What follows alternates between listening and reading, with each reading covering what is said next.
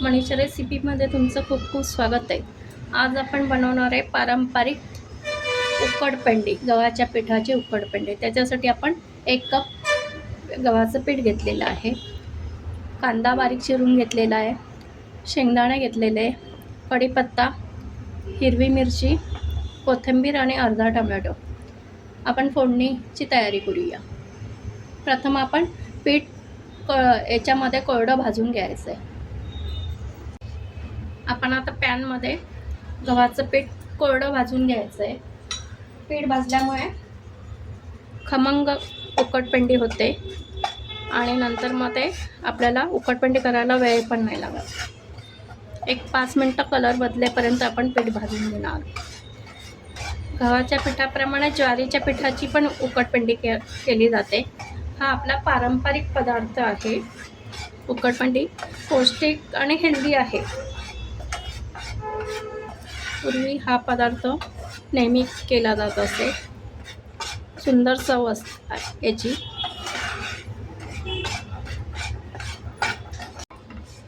आपलं पीठ ना छान भाजत आल्याने त्याचा सुगंधही छान पसरलेला आहे। आपण रवा, पोहे, इडल्या खाऊन तोच नाश्ता करून कंटाळा येतो। हा हेल्दी आणि पौष्टिक उकडपेंडीचा नाश्ता आपण केला तर पोटभर आणि वेगळं काहीतरी खाल्ल्याचं समाधान मिळतं।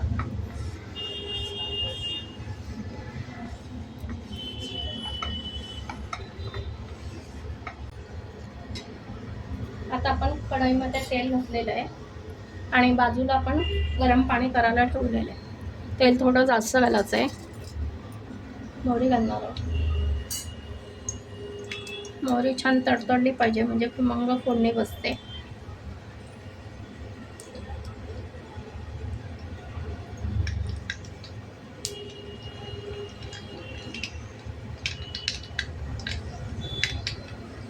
हिंग, जिरे, हिरवी मिरची, शेंगदाणे, कढीपत्ता आणि कांदा हे सगळं छान मिक्स करून घ्यायचं।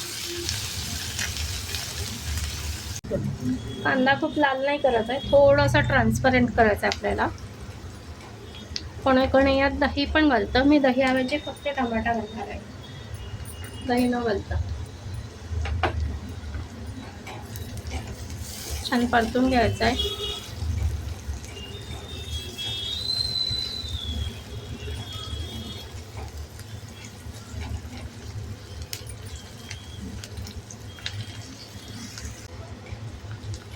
आता आपण यात हळद घालणार आहे, पाव चमचा।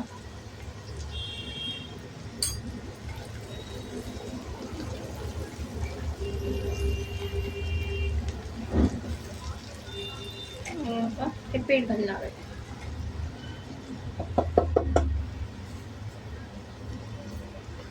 गव्हाचं पीठ घालून ते छान परतून घ्यायचं आपल्याला।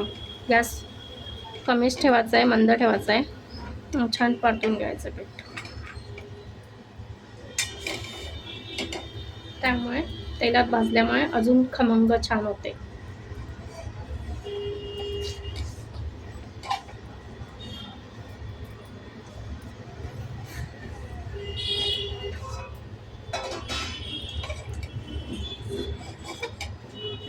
असे छान आपण परतून घेऊया।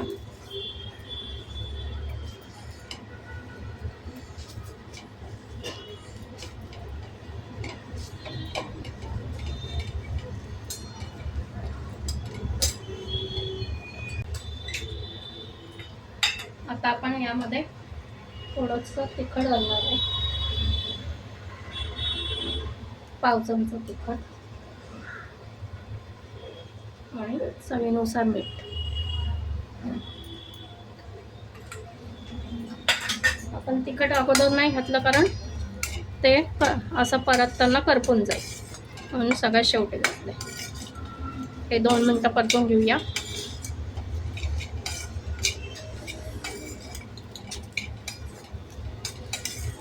तुम्ही सुद्धा अशी उकडपेंडी करतात का किंवा तुम्ही कधी खाल्ली आहे का? मला कमेंटमध्ये नक्की सांगा. आता आपण गरम पाणी घालणार आहे याच्यामध्ये. थोडं घालायचं आहे म्हणजे गाठी होणार नाही.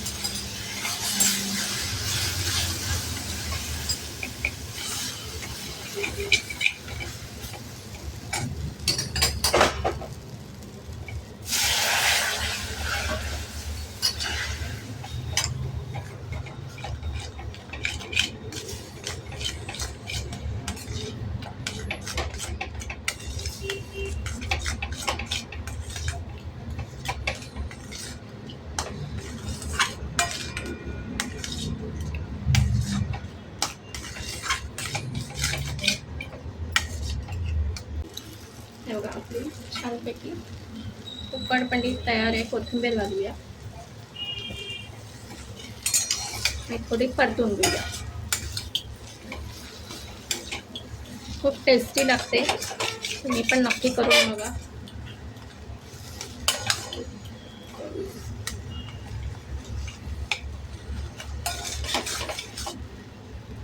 थोडीशी झाकण ठेवून आपण वाफ काढून घेऊया. आता आपण बघूया. हे बघा छानपैकी आपली उकडपेंडी तयार आहे. आपण सर्व करून घेऊया.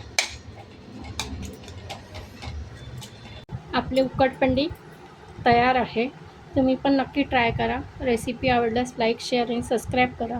धन्यवाद.